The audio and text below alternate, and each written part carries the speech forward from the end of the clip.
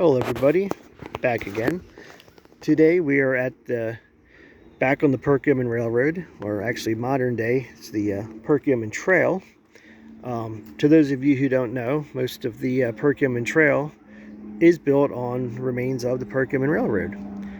Pretty much from Oaks down to Green Lane, except for some spots where it diverges off onto land that's not the railroad, but for the most part, most of the Perkiomen Trail is built on the former Perkiomen Railroad.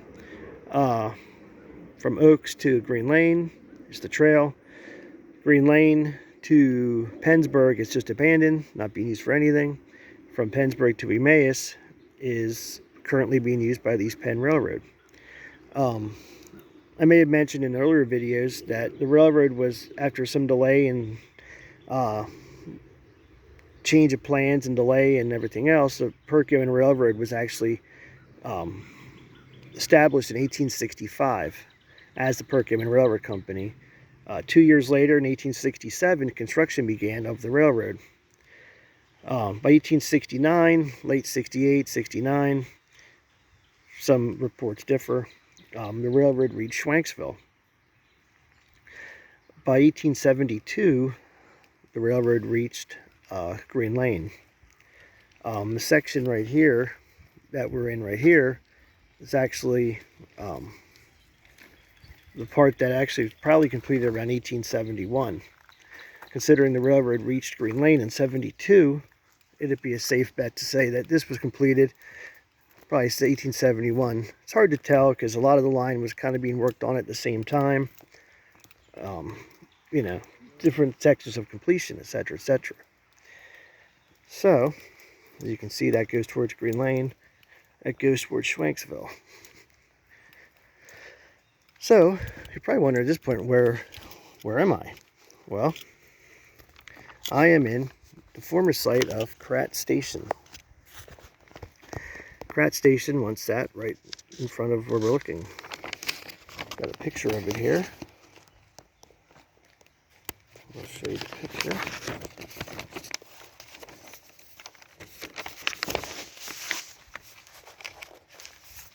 Alright, sorry about that. Right there. That is the original Kratz Station. It was built in 1883 and was used until 1952. 1952, it was taken out of service, probably torn down, probably not long after that, probably a few years later. As I've stated before, the records are kind of sketchy when it comes to the stations around here as to when they were exactly removed. But we do know it was built in 1883 and it was in service until 1952, which is not a surprise because the last passenger train was 55 and this was just a small little whistle stop for the most part. And was it by 52 probably wasn't seen much use at all. So not a surprise it was taken out of service. But if you look right here, you will see this little section right there. That little shape, that U-shape thing you see at the bottom of it that holds up there's the fence, it's actually right here. You see that where that metal pole is, that used to have a fence around it. And then as you see the station sat right there, right about where that tree is where the Kratz Station sat. And one of the ways we can tell where a station once sat, which is usually besides the fact that the ground is pretty flat right here,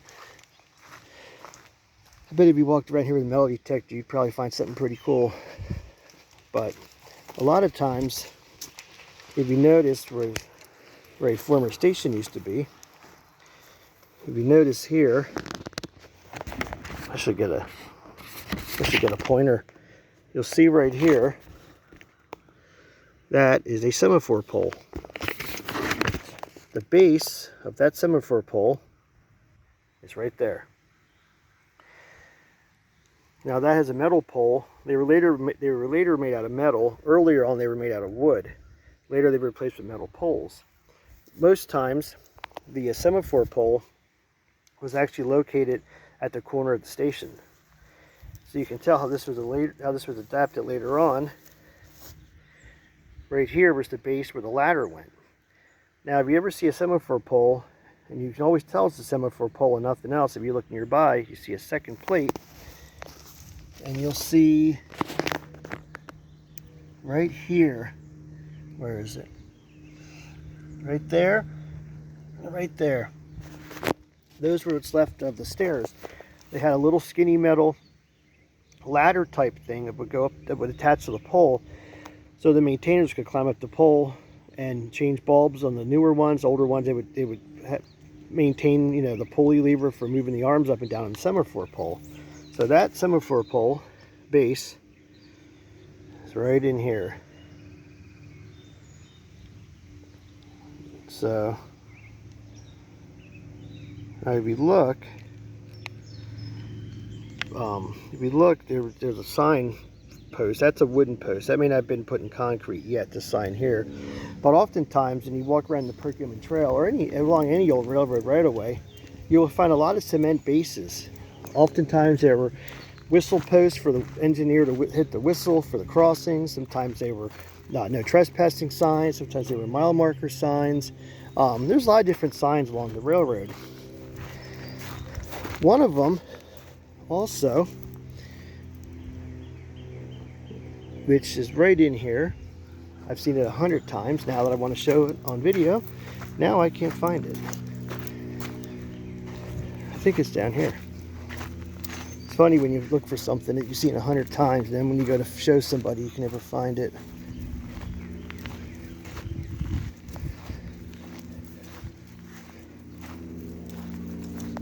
Huh. There it is. Right there. If you see that post, it's oftentimes when we're out down here doing talks or doing investigating and looking around here, finding remnants like that is really cool. That thing's been there 100 plus years, well over 100 plus years. That there, you have to look it up because I don't have a picture with me. That was a flanger sign base. That held a flanger for to warn the flangers. Now you're wondering what the hell's a flanger, probably. Well, there is a siding for the ice house. And if you look at that wall there, that wall is the original bottom wall of the ice house.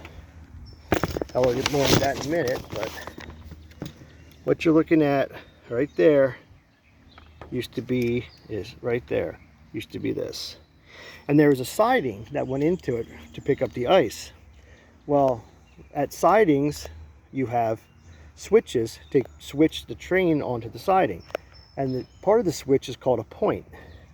Points are basically rail that move side to side to direct the train to the different track.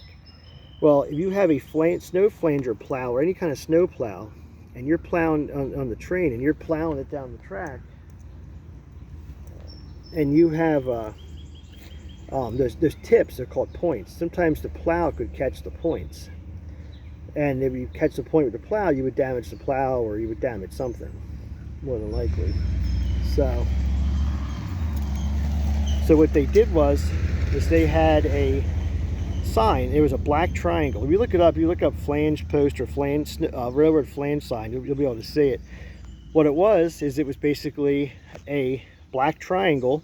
So if somebody working the snow plow or a flanger was basically like a train car with like a plow under, like plow blades underneath the car. And then you had snow plows in the front of engines. You had snow plows called a Russell. If you look up, it's called a Russell snow plow. All those were adjustable, so you could adjust with the rail. Well, like I was saying before, if you come up on a switch, you got the points, which is the part of the rail that moves back and forth to direct the train. You could catch the edge of that point and bend the point, mess up the plow, derail the train. You could do whatever. Nothing good usually. So they had these signs, and they were called flanger signs. And there was a black triangle, so the engineer or whoever was in the train car or whoever was working the plow would lift the plow up to go over top of the points. They wouldn't grab the points or for the crossing. So that right there is the original base for the flanger post for the siding for the ice house. If you look at the picture here, I'm getting the sun here. If you look at this, you can't really see it in this picture, but that right there on the other side of the fence here, like I said, where that wall is all the way down. That was the wall for that ice house that sat right there. That was the Kratz ice house. There's also a secondary ice house down this way, down a little ways, closer to Salford. That was the smaller ice house. That was actually a secondary ice house for when this ice house got full and when they needed for peak season or for business. That would be the secondary ice house down there that they would fill. I think I have a picture of it here. Let me look. Yes, this right here. That is the smaller ice house. That is down that way, past Hendricks, going towards Salford. That was the secondary smaller ice house. If you go down the trail and you walk down the trail and you see where it goes down for that little lake, part of the Perkiomen right there, still there, the creek, you can kind of see where this was if you know what you're looking for. You can even see where the siding went down to that ice house. So that was the secondary ice house for the Kratz Station ice house. Now, like I say in a lot of my talks about the Perk, the Kratz ice house burnt in the 1930s. Somewhere around early 1930s it burnt.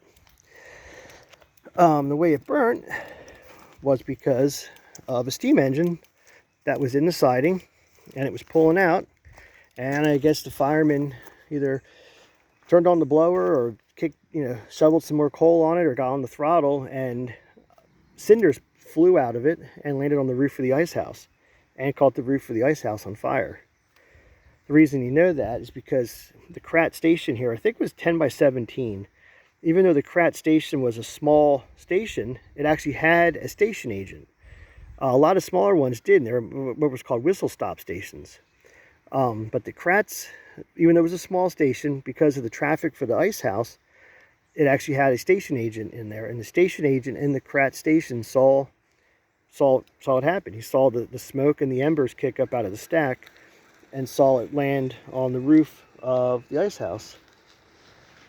So in the early 1930s that happened. It wasn't uncommon. We have documented of at least 3, possibly 4 ice houses along the Perkiomen that were caught on fire because of steam engines.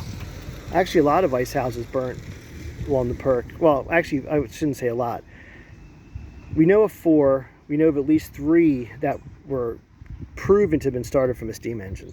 So much so that the Knickerbocker Ice Company, they had one in Palm and they had one down here near Green Lane, that Knickerbocker ice houses actually sued the railroad because of how many were actually burnt down because of the steam engines. One in Green Lane burnt, the one in here at Kratz burnt, and the other one that we confirmed burnt, I think, was Palm. The one in Palm also burnt down. One reason how they burn is because the insulation in those were actually sawdust. They used sawdust for insulation, which I'm pretty sure it must have been pretty damn good, because I have a pretty good cooler and I can't keep ice in a regular cooler for 2 days. And how they kept blocks of ice frozen in there for a season or for a year until the next ice harvest season came around is beyond me. But that's enough about the ice houses. I'm going to do a little video sometime more about ice houses later on. They're pretty interesting. At one point in time along the Perkiomen, there was at least 6 ice houses at any given time. I think the most at one time along the Perkiomen Railroad was 6 ice houses. And like I said, we know of 3 of them that burnt down. They burnt because of steam engines.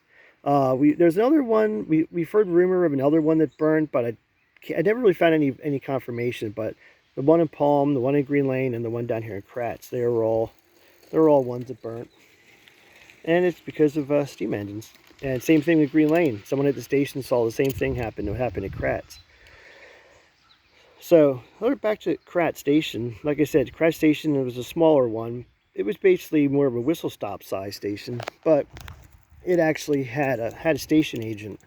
It was built in 1883. Now, if you think about it, the railroad opened to full operation, full through traffic in 1875.